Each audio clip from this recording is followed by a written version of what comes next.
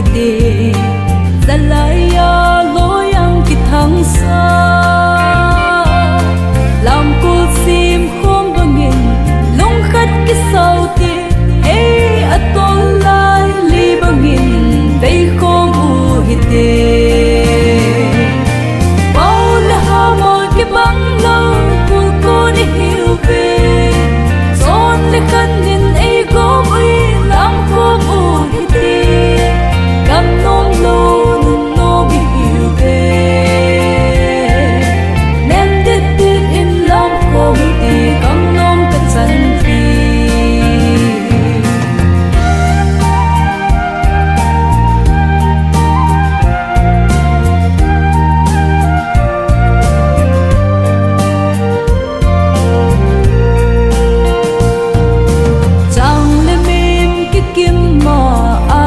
bol na gam sa ho zat kim a na hing hang gam ngai lo in beng bi singu ti hey atul lai nem dit dit na ilam na dingu bol ha mo ki bang lo kul ko ni hiu ve zon le kan nin ei gom ui lam ko u hiti kam nom lo nun no bi hiu ve nem dit dit in lam ko ti kam nom ka chan phi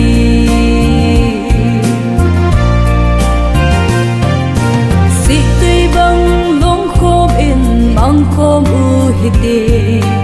zalaya loyang kitang sa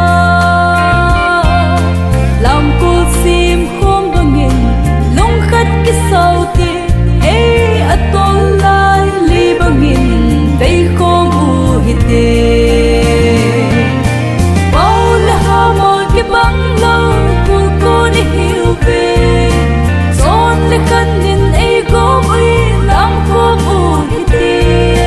kam nom lo nun no bi hiu ve nem dit dit in lam khom ti kam nom ka chan phi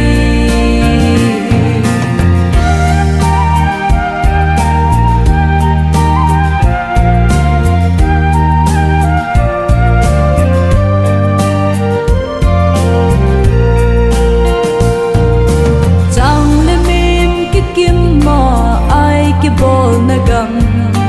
gam sa ho zat kim a na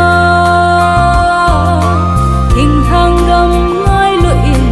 beng bi singu ti hey atul lai nem dit dit na ilam na dingu paula hamo ki bang lo kul ko ni hiu ve zon le kanin ei gom ui lam ko u hiti kam nom lo nun no bi hiu ve nem dit dit in lam khom ti kam nom ka chan phi paula hamo ki bang lo kul ko ni hiu ve zon le kanin ei gom ui lam khom u hiti kam nom lo nun no bi hiu ve nem dit dit in lam khom ti kam nom ka chan phi